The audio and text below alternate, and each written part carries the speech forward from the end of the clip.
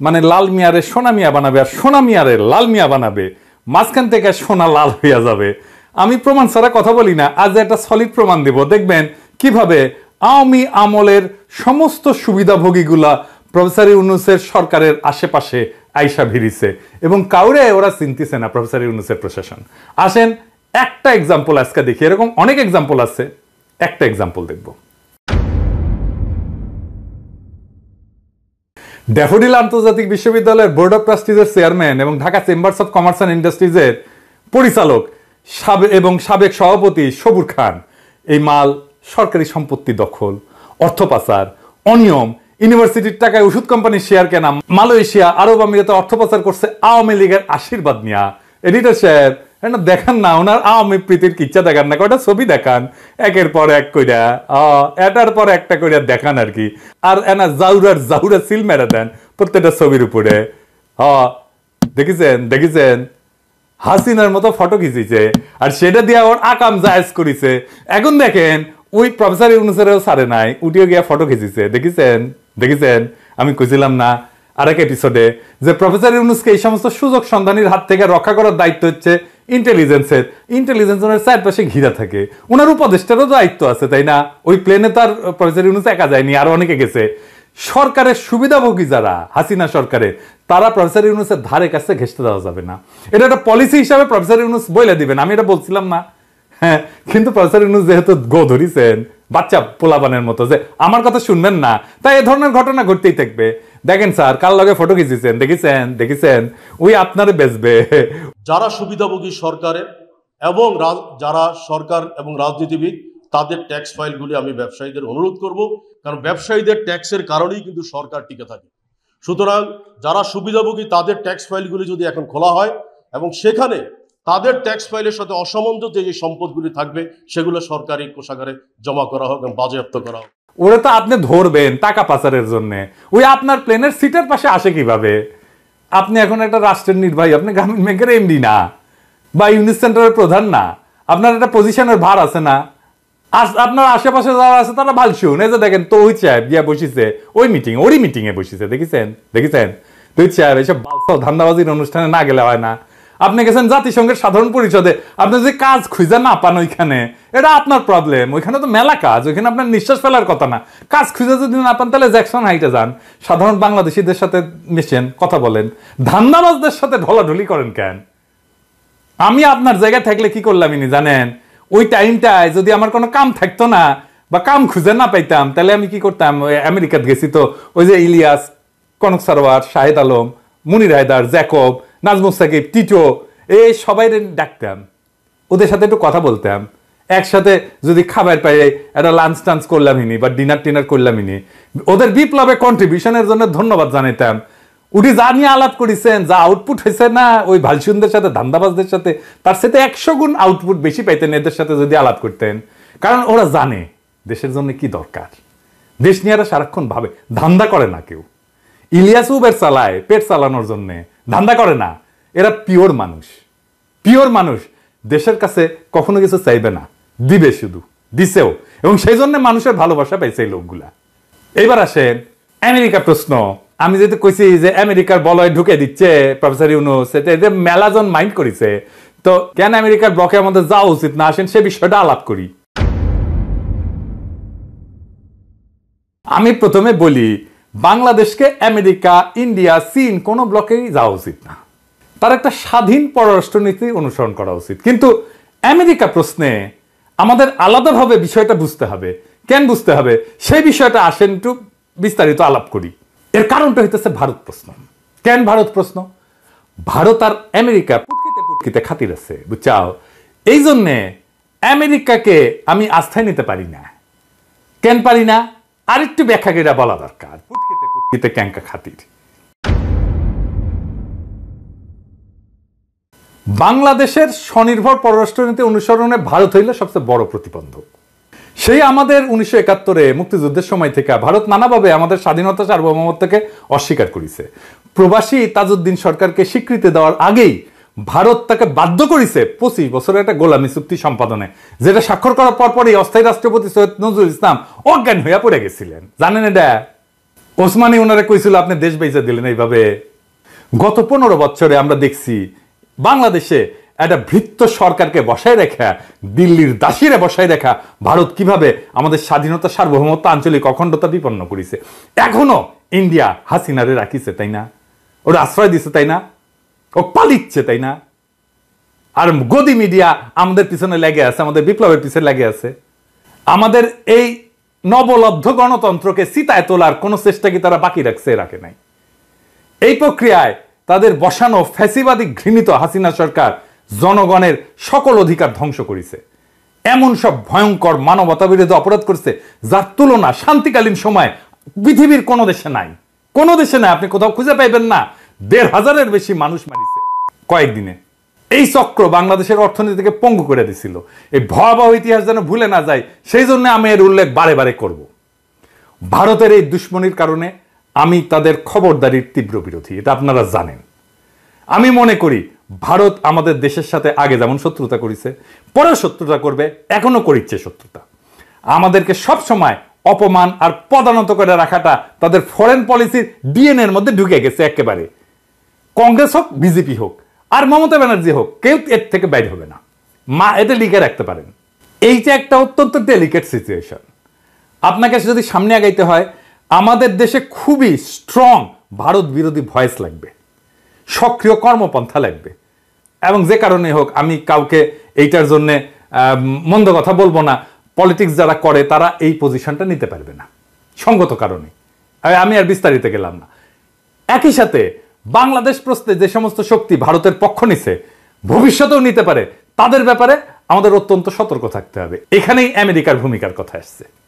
আমাদেরকে প্রশ্ন করতে হবে, বাংলাদেশ প্রশ্নে আমেরিকা কি ভারতের বিরুদ্ধে দাঁড়াবে? এই প্রশ্নের যথাযথ এবং নির্ভরযোগ্য উত্তর না পেলে আমরা কি আমেরিকাকে বিশ্বাস করতে পারি? আমার ধারণা আমেরিকা ভারতকে উপেক্ষা করে আমাদের পাশে দাঁড়াইতে পারবে না। তার কারণগুলো কি এটা ব্যাখ্যা করি। কেন পারবে না আসেন এটা ব্যাখ্যা করি।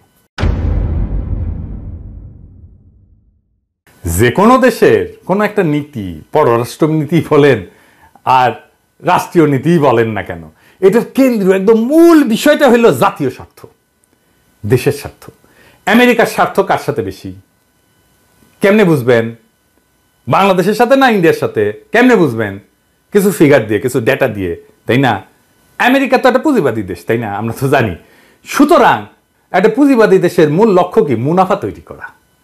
আজকের দুনিয়া সব দেশের জন্য এটা প্রধান বিষয়।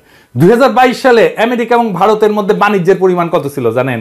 $191 বিলিয়ন। একই বছর আমেরিকার সাথে বাংলাদেশের বাণিজ্যের পরিমাণ ছিল $14 বিলিয়ন মাত্র।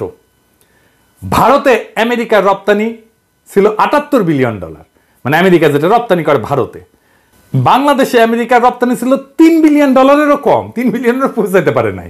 2022 সালে ভারতে আমেরিকার সরাসরি বিনিয়োগ ছিল $46 বিলিয়ন।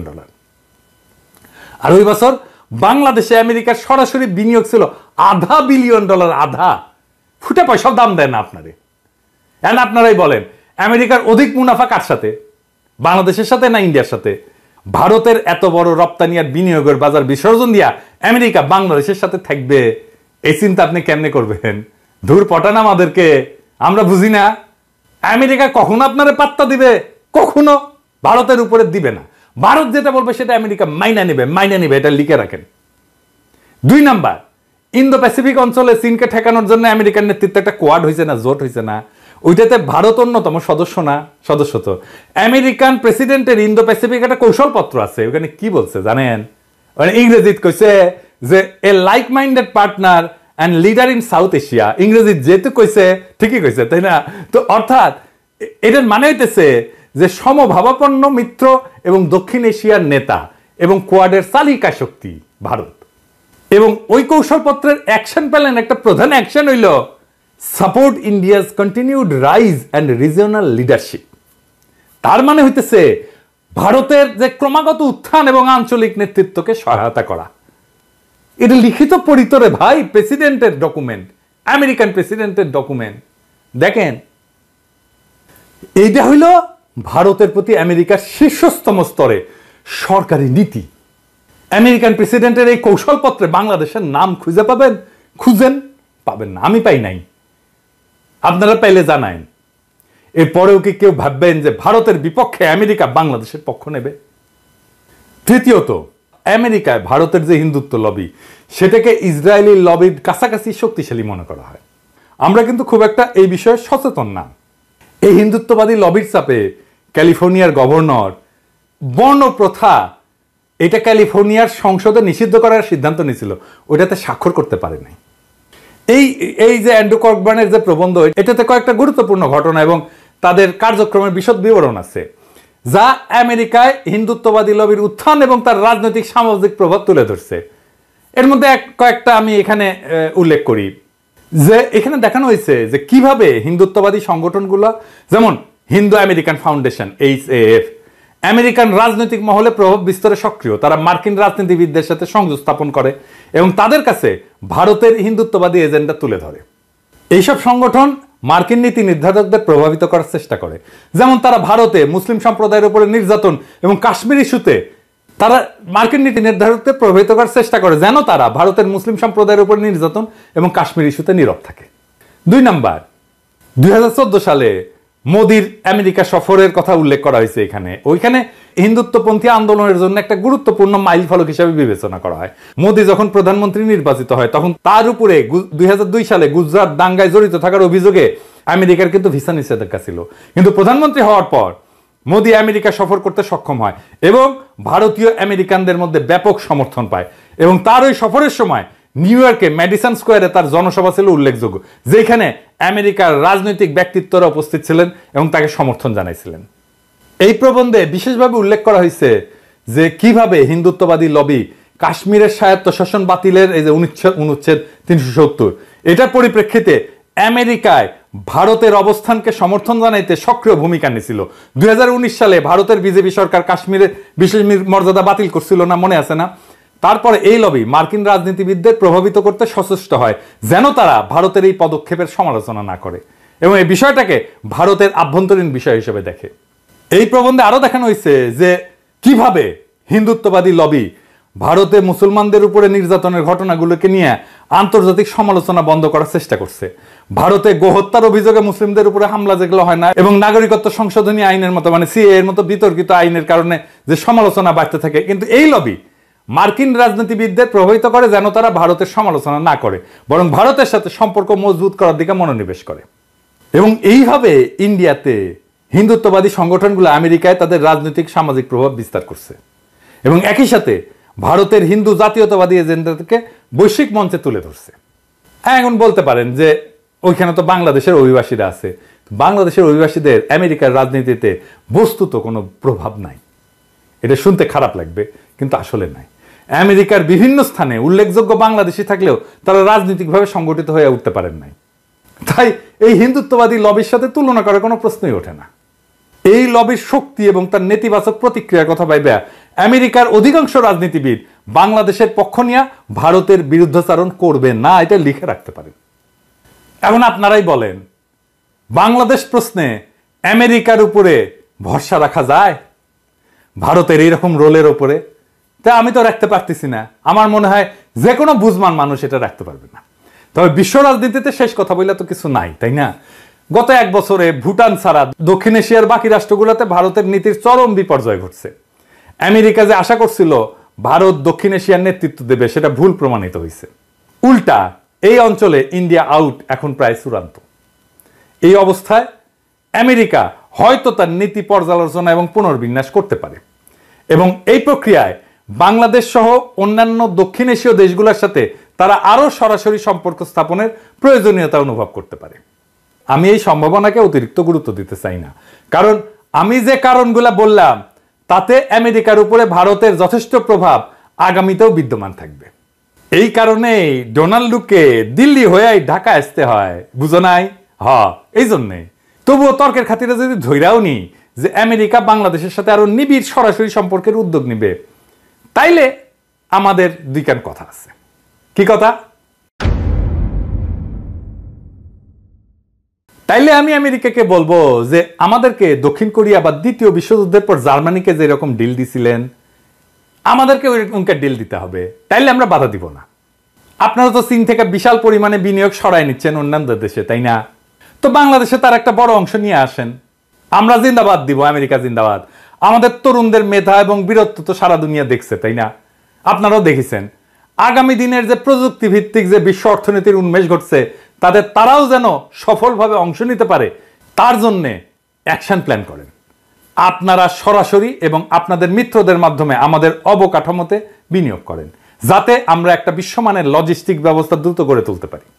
আমাদের সামরিক বাহিনীর শক্তি এবং সামর্থ্য যথেষ্ট পরিমাণে বৃদ্ধি করার একটা কার্যকর কর্মসূচি আমাদের সাথে বৈশাখ প্রণয়ন করেন এবং বাস্তবায়ন করেন। এই কাজগুলো করতে আপনাদের খুব বেশি যে খরচা হবে তা কিন্তু না, বরং একটা দ্রুত বর্ধনশীল বাংলাদেশ আপনাদের বাণিজ্য এবং বিনিয়োগের উল্লেখযোগ্য একটা ডেস্টিনেশন হতে পারে। আমাদের মুক্তিযুদ্ধের সময় আমাদের গড়ায় এশিয়ায় আমেরিকার অন্যতম মিত্র দক্ষিণ কোরিয়ার গড়ায়ের থেকে খুব একটা কম ছিল না। আজ তারা কোথায় উঠে গেছে, আর আমরা 90 দশকে উঠতি এশিয়ান টাইগার হিসেবে স্বীকৃতি পাইছিলাম। গত 15 বছরে হাসিনার দুর্নীতি আমাদের প্রবৃদ্ধির 2 থেকে 3% খাইয়া ফেলছে প্রত্যেক বছরে। এইরকম দুর্নীতি না থাকলে আমরা ডাবল ডিজিট গ্রোথ করতাম সহজেই। ভেবে দেখেন, বিশ্বের 8ম জনবহুল এই দেশটা আগামী 10 বছরে কোথায় চলে যেতে পারে। তাতে আমাদের লাভ তো বটেই, আমেরিকারও লাভ। আমেরিকা আমাদের এই অভিযাত্রার সঙ্গী হইলে আমরা নিশ্চয়ই তাকে স্বাগত জানাবো। আমেরিকাকে বলবো, ভারতের প্রবল চাপের সামনে আপনারা স্থির হইয়া দাঁড়ায় থাকতে পারেন নাই। গত নির্বাচন এটা প্রমাণ। আমাদের অনেক আশা দিয়া শেষ পর্যন্ত হাত ছেড়ে দিছিলেন। আমরা এত জীবন, এত রক্ত, এত অশ্রু বিসর্জন কইরা গণখুনি হাসিনা এবং তার প্রভু ভারতকে হটাই দিলাম। আপনারা আবার আমাদের হাত ছেড়ে দিবেন না, দিয়া ভারতের কাছে ফেলে যাবেন না, সেই ভরসা আমরা কি করে করব? তখন তো আমাদের যেই লাউ সেই কদুর মতো অবস্থা হবে। এত কিছুর পরেও আপনারা যদি আমাদের সাথে সৎ বিশ্বাসে দীর্ঘমেয়াদী পারস্পরিক লাভজনক সহযোগিতার কাঠামোয় কাজ করতে চান, আমরা প্রস্তুত। কিন্তু আমাদের ডিল দিতে হবে দক্ষিণ কোরিয়ার মতো, অথবা দ্বিতীয় বিশ্বযুদ্ধোত্তর জার্মানির মতো। এই ব্যাপারে আমরা টনটনা, কোনো ছাড় নাই। আমরা কিভাবে একসাথে কাজ করতে পারি তার একটা খসড়া রূপরেখা আজকে দিলাম আপনাদেরকে। আপনারা এই পথে আগাবেন কিনা সেটা আপনাদের সিদ্ধান্ত। তবে এটা মনে রেখেন, ভিত্তিহীন আশ্বাস এবং অর্থহীন প্রতিশ্রুতির উপরে আমরা আস্থা রাখবো না। আমরা আমাদের সব পথ অপশন খোলা রাখবো।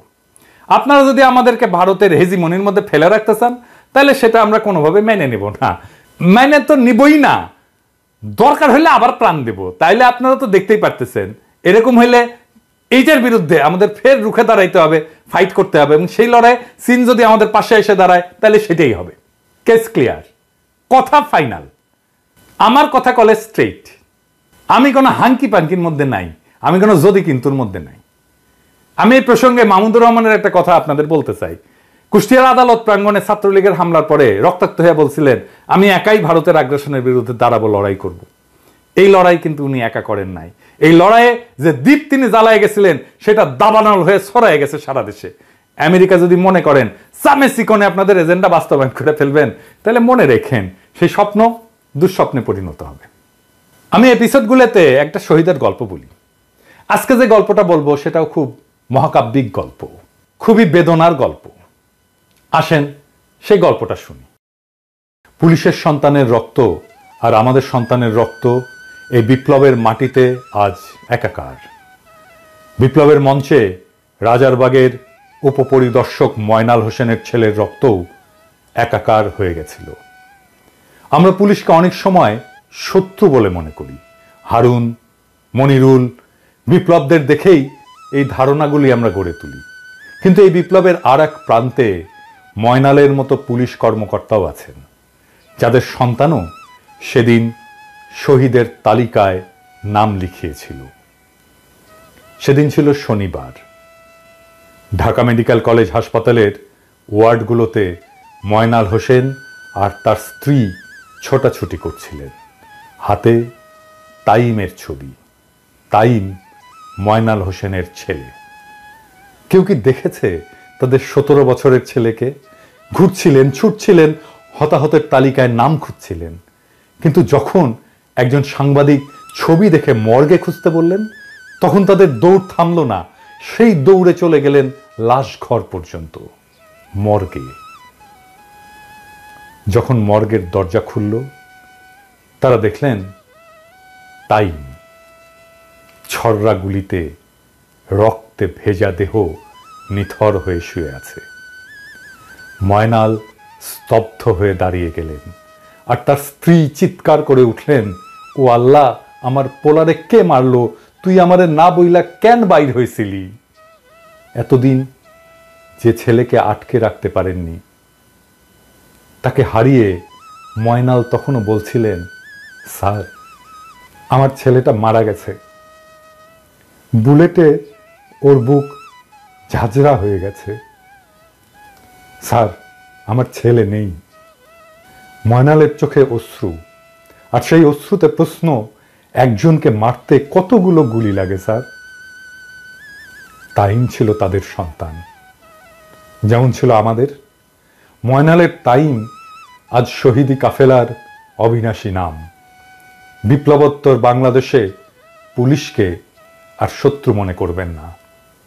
পুলিশে শুধু হারুন, মনিরুল বা বিপ্লবেরা নয়, ময়নালের মতো বাবারাও আছেন, যাদের সন্তানেরা আমাদের এই বিপ্লবের অংশ। এই বিপ্লব এইভাবে পুলিশের সন্তানকেও বিপ্লবের মশাল নিয়ে রাস্তায় নামায়।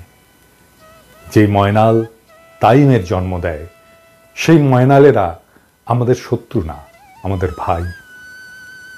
সেই ময়নাল পুলিশ হয়েও গর্বে আমাদের মাথা উঁচু করে দেয়, এক নতুন বাংলাদেশ গড়ার স্বপ্ন দেখায়, যেই বাংলাদেশ মজলুম আর জালিমে বিভক্ত নয়, যেই বাংলাদেশ শুধুই নাগরিকের, যাদের একটাই লক্ষ্য দেশকে এক অনন্য উচ্চতায় পৌঁছে দেওয়া, যেখানে আমাদের চিত্ত ভয়শূন্য আর শির হিমালয়ের চাইতেও উঁচু। আমরা দেশকে ওই উচ্চতায় নিয়ে যাব আমাদের শহীদের রক্তের কসম। ইনকিলাব জিন্দাবাদ।